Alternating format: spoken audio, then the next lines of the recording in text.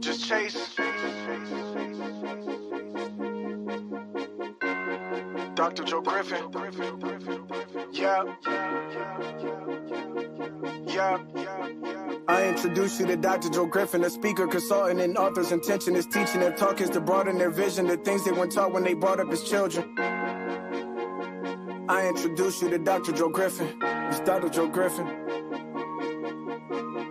I introduce you to Dr. Joe Griffin, a speaker, consultant, and author's intention is teaching their talk is to broaden their vision, the things they weren't taught when they brought up as children. Reach for the top, regardless of situations, predicaments, or your conditions. He's making history all of the districts, increasing retention from teachers, 50 to 80%. That ain't all that you hear me. He is the mentor. He paved the way with his dip methodology, really. Dream, be persistent, face fears, seek change, go out and go get it. This what you learning with Dr. Joe Griffin. With Dr. Joe Griffin, yeah. He says recognize trauma, push past the pain. If you got a problem, go look at his frame. Work your perspective and look at it change. Find a goal, set it in critical thing. Manage time, self-awareness. These are the few of the things he's trying to get you to do every day. Do every day.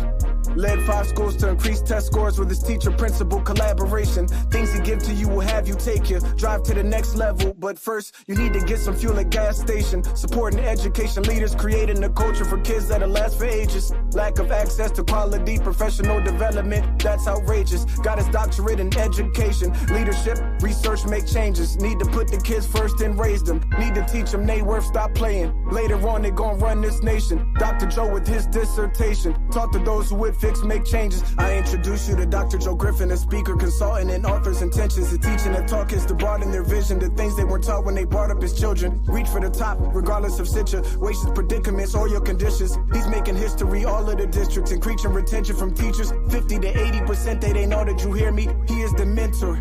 He paved the way with his dip methodology, really. Dream. Great day, leaders. Welcome to the Speaking Life in the You Leadership Live Stream. I'm your host, Dr. Joe Griffin, where we talk leadership dynamics, personal and professional growth, educational trends, and provide solutions to help you with school improvement to create a culture of collaboration. Let's go.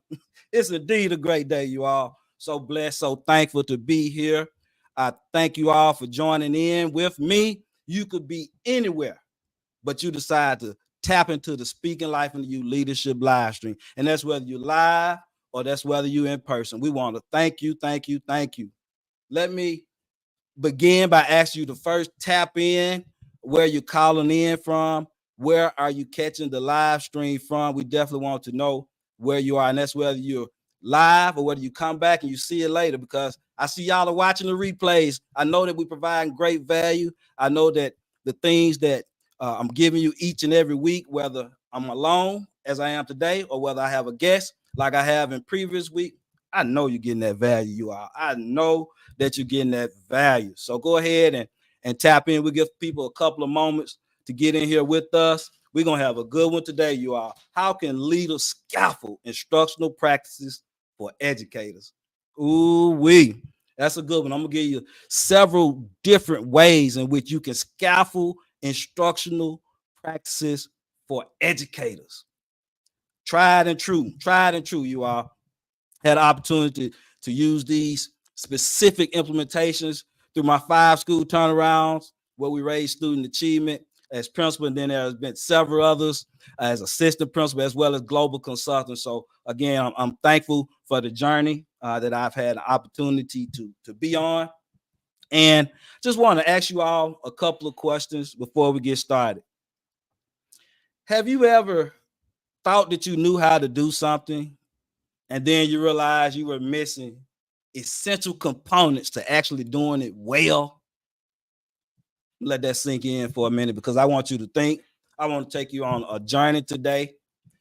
Have you ever thought that you knew how to do something, but you were missing essential components on doing it well in order to do it well? For instance, you got that brand new TV, worked it for months, but then you realize, oh, it's a record feature on here. I could do that as well. Or for instance, you were teaching that 3rd grader multiplication problems, and you realized that they didn't know how to do the 2s or the 3s. Well, or that you thought you knew how to write the best essay, but you didn't even understand the thesis statement and how important it is to crafting out that essay. Yeah. So I ask you again, have you ever thought you knew how to do something, but then realized that you could be doing it so much better? Well, you are. That's where we come in today. And today, how can leaders scaffold instructional practices for educators? First off, to get a good, clear definition of what scaffolding is. And gotta start, you all. Let me give it a break. Gotta do our affirmations because it's important. It is important because we need to do them. They give us the power that we need. They give us the confidence. They give us the resilience that we need through tough times. I ask for help when I need it. Put it in the chat, say it loud, say it to yourself. I ask for help when I need it. Crucial. That used to be considered a weakness, but now it's considered a strength in 2024. I ask for help when I need it. I embrace continuous learning.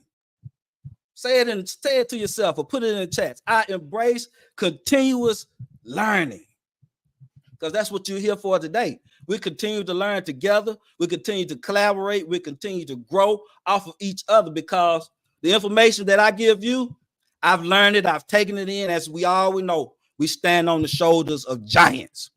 And the last affirmation, I improve my quality of life as an educator. Put it in the chat. Say it loud to yourself.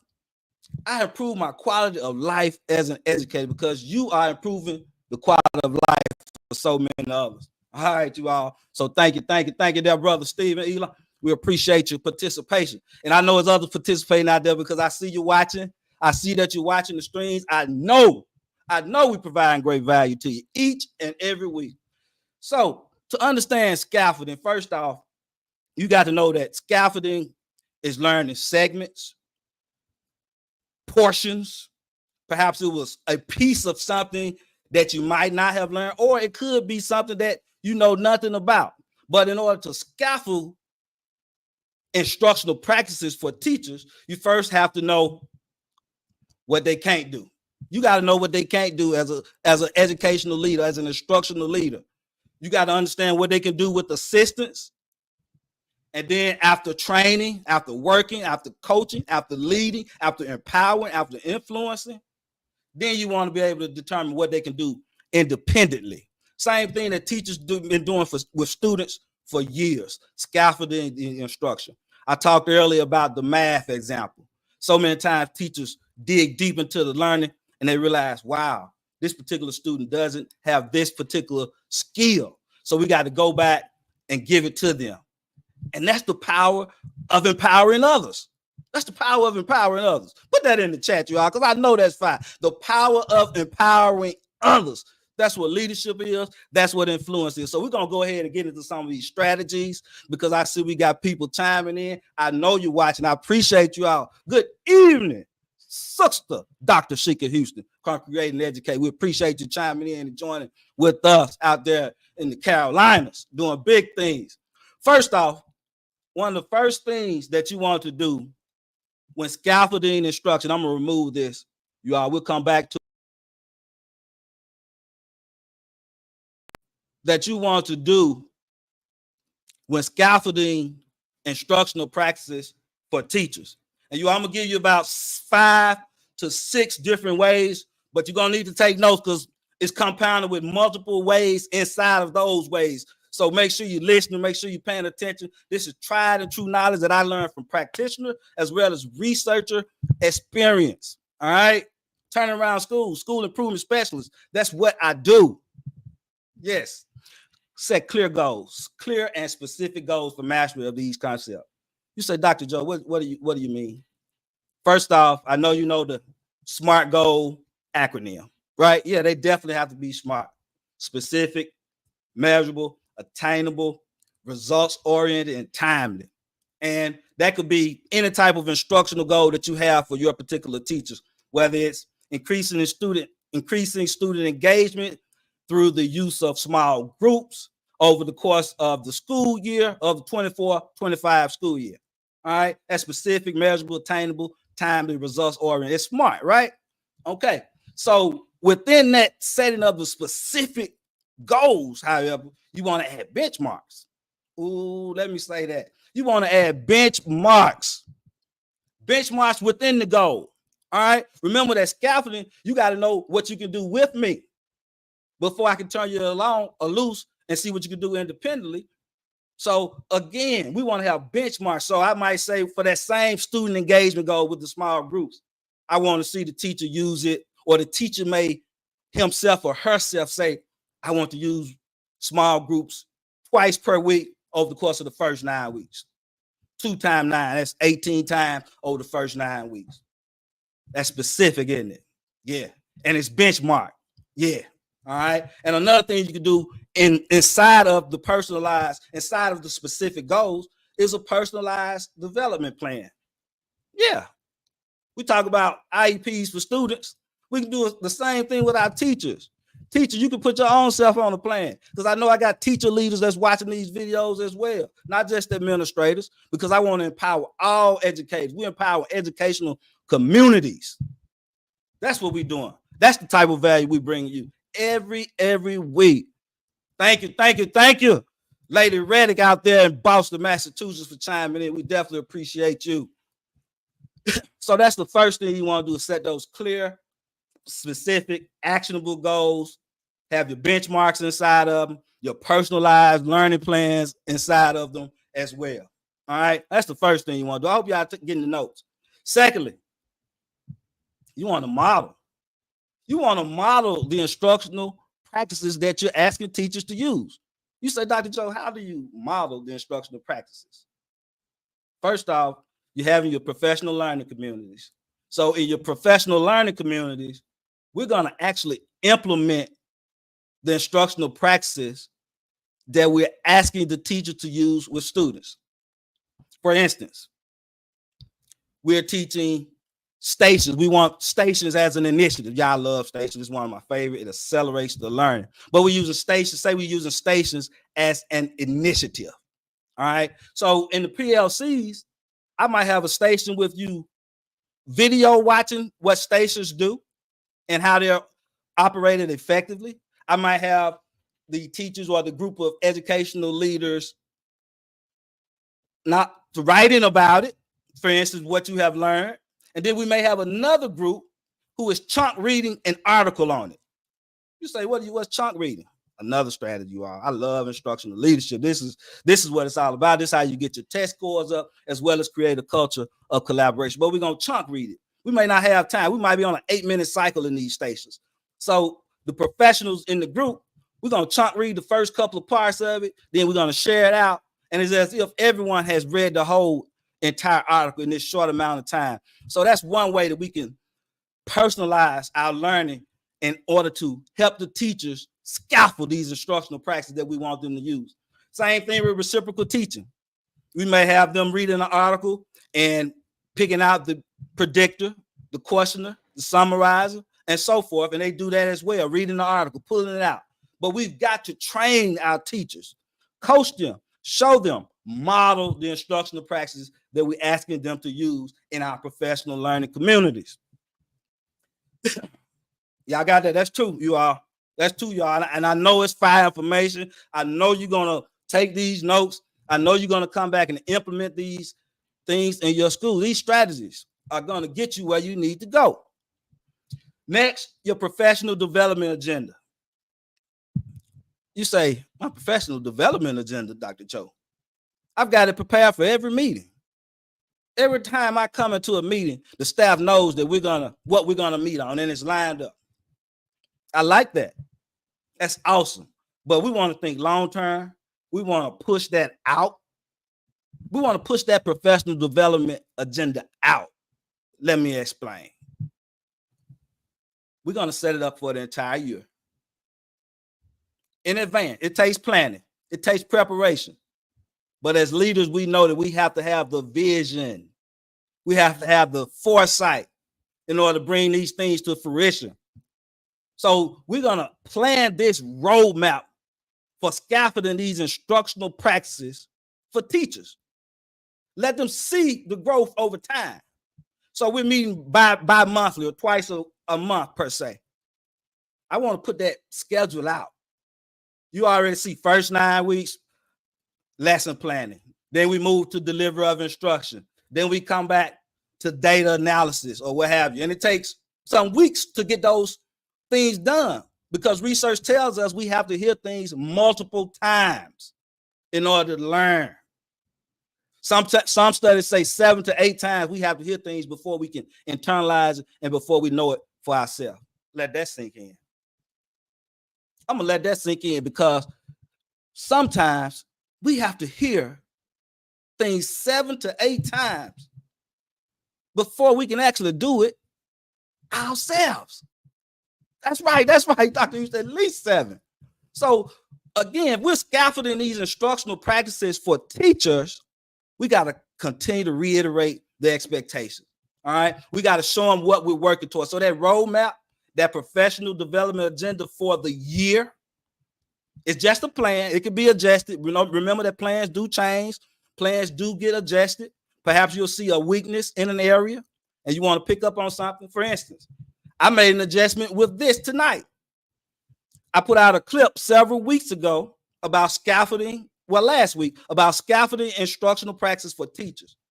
Got comments, got messages in DM about scaffolding instructional practice for teachers. What do you mean by that? Can you go a little bit more in depth? Can you give me some concrete examples of what scaffolding instructional practice for teachers look like? So yeah, I want to make that adjustment. I had to scaffold this because I appreciate you all for joining in. All right. This professional development agenda, it has to include reflection time. You have to revisit those things that you teach. Remember that collaboration is not a one-time event. Collaboration is not a one-time event. It has to happen over and over and over again. So we're going to revisit those implementations, those professional practices, those instructional practices that we wanted our teachers to implement. So that's going to be on this plan that they're looking at. So they already knowing that across the year, this is the plan. Okay. And I see that we studied reciprocal teaching. We studied the KWL charts. We did these other particular instructional strategies and we revisited them. It's already on the agenda. Okay. So your professional development agenda has to include reflection time and revisiting time. Another one. Again, this is all inside your professional development program. Peer coaching and peer observations. Start with your peer observations, okay? Start with your peer observations. You got to grow to peer coaching, all right? But start with your peer observations.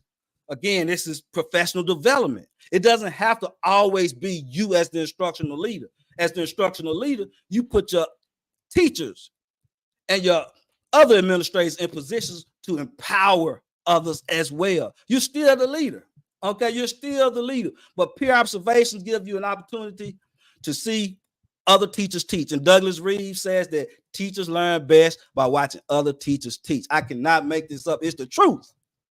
It's the truth, y'all. So peer observations. And then, of course, you want to be able to grow to your peer coaching. Be able to grow to your peer coaching. Once you've established that trust within the system, you've established concrete implementation, concrete systems. Everyone knows what's the expectation, what you're going to be doing from there. Then you want to implement some peer coaching. Say your departmental leads, and it doesn't have to be a departmental lead because leadership is leadership. But your teachers who are excelling, who are picking up on the strategies, are doing exactly what needs to be done. You want to allow them to peer coach once you keep moving forward. So that's 3 different ways that we can scaffold instructional practices for teachers. I'm gonna keep going, y'all. Let me know if it's fine. Now, give me something in the chat. Tell me you all if I'm giving you some information that you can immediately use. This is what's missing in principles. Me, yes, Dr. Houston. I did this for almost 15 years as the head. Had some couple of years as the assistant, turned around 5 schools. This is proven, tried, and true. I wouldn't waste you all time, you, and I love it. I love the instructional practice. Remember, the DIP approach is discipline culture plus instructional practices equals performance. All right. So, of course, the instructional practice play a huge part in what you want to do. And scaffolding those practices, yeah, that's going to help push you to the top. It's going to accelerate the growth and collaboration. All right. One of the 4 things you can do to scaffold instructional practices: co-plan and peer review your lesson plans. I don't mean you write the plans this week, teacher, and then I'm gonna write them next week, or you write 2 weeks for us and then we're gonna do it. No, we want to co-plan together, because the ultimate idea is to grow. The only way that our educators can grow is they actually put the time in. To become an expert at something, you got to put in over 10,000 minutes. All right, 10,000. So remember that you've got to continue to put in the expectation to grow, and you want to co-plan together. Set up opportunities for co-planning. All right, and then you want to review those lesson plans. We got to revisit. We don't just plan and then leave it there. We've got to revisit, see where we're growing at, implement the particular strategies that we want to use, and so forth. Remember, we're scaffolding instructions. We're putting it in segments. 5th thing you can do, and I'm going to put this as well with your co-planning. Next thing you want to do, your departmental initiatives. Your departmental initiatives going to supercharge instruction at your school. It allows your educators to work in teams. It allows them to work in segments. Remember, we're talking about scaffolding. We're talking about specifically scaffolding the instructional practices for teachers. All right. So we want to break that down. Department, the social studies department, they may be working on thinking maps, graphic organizers, or say timelines. They're doing timelines. All right. Then your science department, they may be doing bubble maps. Okay. Your math department may be doing stations. Your ELA department may be doing the racist strategy, okay, to pick up the reading skills and writing skills of the students. All right. So again, you are departmentalizing those initiatives to supercharge the instruction. And you're going to keep that in a rotation. So by the end of the year, each department has worked together with their teams, accelerated, mastered specific instructional strategies, and you scaffold it all together. The power in that. When you plan to lead a school towards school improvement, you can't lose. You got to put in the work beforehand so that the educators can come together. That's how a team is built. All right. That's how we create these cultures of collaboration. Now I'm going to take it a step further with these departmental initiatives. You want to put that in a rotation schedule. Perhaps with your whole faculty meetings, your different departments might lead the PLC meetings. All right. The different departments might lead the PLC meetings, for instance, or the whole staff meetings, The different departments may lead the whole staff meetings. All right. So you're still departmentalizing initiatives, and you scaffolding that instruction for teachers. Increments, segments, giving them what they need, putting them in position where they can be successful. And of course, you're going to use data-driven decision-making. One of the next things, and again, this is just part 1. I had to break this down, you all, to about 30 different strategies. I'm just doing 5 or 6 today because I love this part of it, actually helping the instructors grow, giving them the tools that they need to be instructional leaders, because you need all educators to be leaders. All students are capable. It's the model that drives us. I'm going to say that again. All educators are leaders. All teachers are capable. It's the model that drives us. Love what you do. So next thing you can do, and kind of bring this all together, because we're going to be able to do the informal walkthroughs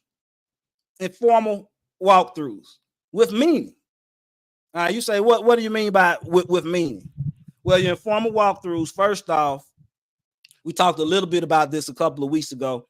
I actually gave you access to a walkthrough. Number 1, your walkthrough is going to cover your top 10, the top things that you've required for your classroom uniformity practices. All right.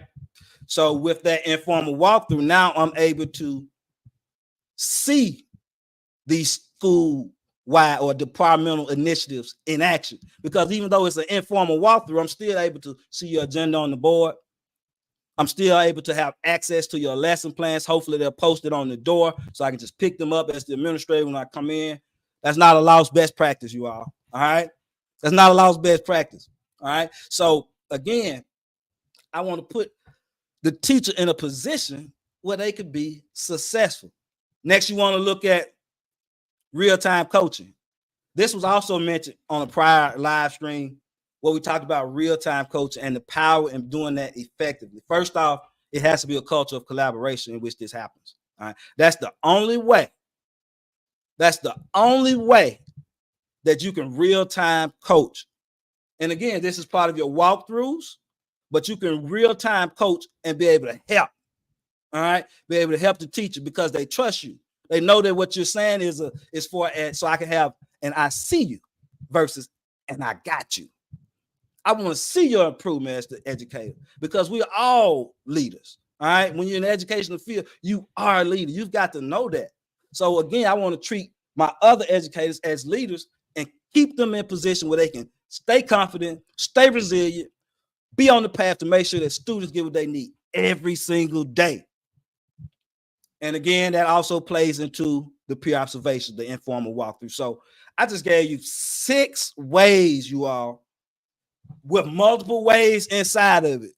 If you didn't catch them, you need to make sure you catch the review, catch the replay, because I just gave you 6 top tier ways to start scaffolding instructional practices for teachers. I love this portion of what we do as administrators. I can't say it enough. And I'll recap them real quick. I'm not going to put them up, but I'll recap them for you. And again, we want to look back at what scaffolding is, what you can't do, what you could do with assistance, and now what you can do with independently. The only way you can learn to do it independently, though, is that I've trained you. If I already know you can't do it, if I know you're not mastering the teaching, that the students are not meeting your expectations, I've got to do something different with that teacher. I got to put them in a position where they can do it independently. That's what scaffolding instruction for instructional practice for teachers is all about. Set clear and specific goals. Remember to have benchmarks as well as personalized learning plans with inside of those specific goals. All right. You want to be able to model the instructional practices in PLCs. And we're talking about micro teaching, whether you have the particular leaders within your PLCs producing what you want to see, okay? But you want to be able to model that instruction. And again, that teacher reflection piece is so important also. Your professional development agenda, whole year agenda. It provides a roadmap, a vision, and you want to be able to let your educators see that. You maybe want to get some input from them. They know better than you what their weaknesses are in some instances, and they can articulate it. They're already educated, they're professionals. So you got to trust. Again, we're building a culture of collaboration. All right. You want to co-plan. Make sure you co-plan and also review those lesson plans together. Not just you doing for 2 weeks, then I doing for 2 weeks. No. No, you got to put the heart in what you're doing. This is hard work, not hard work. It's hard work. You got to love it. All right. Departmental initiatives to supercharge instruction in your school. So important. And your informal walkthroughs with meaning. We're not just walking through just to be doing something. You're walking through with meaning, with purpose, to add value to that particular instructor, give them what they need to be successful so that they can then make the students be successful. You are. Some affirmations, you are.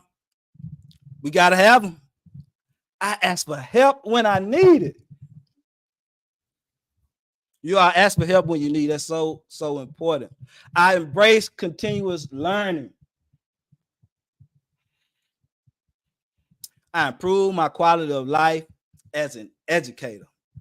You all, I had I plan to, y'all, this is beautiful. This is my latest work. Educational, empowering educational communities, a guide for teacher principal collaboration. Scheduled to come out September 20th, but I think I'm just gonna open up the ordering for September 20th and move the date back a little bit. But this is a powerful piece, you all. Again, collaboration does not occur unless it's systemic, meaning that all parts of the school system have to work together in order for the teacher and principal to collaborate at high levels. This one comes with the professional development to match each chapter. I'm gonna say that again. It comes with the PD already made up. God just put this on me to make sure that I give you all what you need, because I've been down through that. I learned this. I learned it through trial and tribulation. So I know what it's about. But that's going to be coming out, releasing. Definitely follow. Make sure you look out for that. This is going to be a game changer. I see teachers, I see staffs using this as a book study. Principals and teachers working together, bouncing ideas off of each other. It's help you hold each other accountable. You got the teacher perspective as well as the principal perspective, backed up by real world experiences. All right. Real world experiences from my career as an educator, individualized every chapter. Again, that's going to be a powerful one. If you do not already have the DIP approach for educators success manual, discipline culture plus instructional practice equals performance, DIPP. The D is for discipline culture, the I and the P instructional practice, the last P equals performance. You got to get it. You got to get it. It's 40 step-by-step practices outlined in here. All right. And you can implement them as well. Add it to your repertoire. Add it to your repertoire. DIP approach for student and adult success. DIPP. The D, dream with desire. 9 principles. The I, initiate and invest in yourself. 8 principles. First P, push past pain, my personal favorite. 8 principles. And then the last P, persist with purpose. Persist with purpose. The last P in the DIP approach for student and adult success. 8 principles. It's 33 principles in this book, you all. All right. And then you got the reading component that goes with it. Otherwise, I just want to encourage you all, be inspired. Don't stop doing what you're doing. The kids need you. Educators need each other. Again, collaboration must continue. All right. Just thankful to be here. Thanks for joining. Also, reach out if you need help with professional development. As you can see, I'm going to bring you great information, valuable information. If you want some professional development, that's what we're doing each and every week here on the Speaking Life into You Leadership live stream. Again, I thank you for joining. Those views I continue to rack up. Thank you all. Again, be inspired, be motivated, be prepared to elevate. Love what you do. Thank you all for joining the Speaking Life into You Leadership live stream. I'm your host, Dr. Joe Griffin. See you next week. Much love. Peace.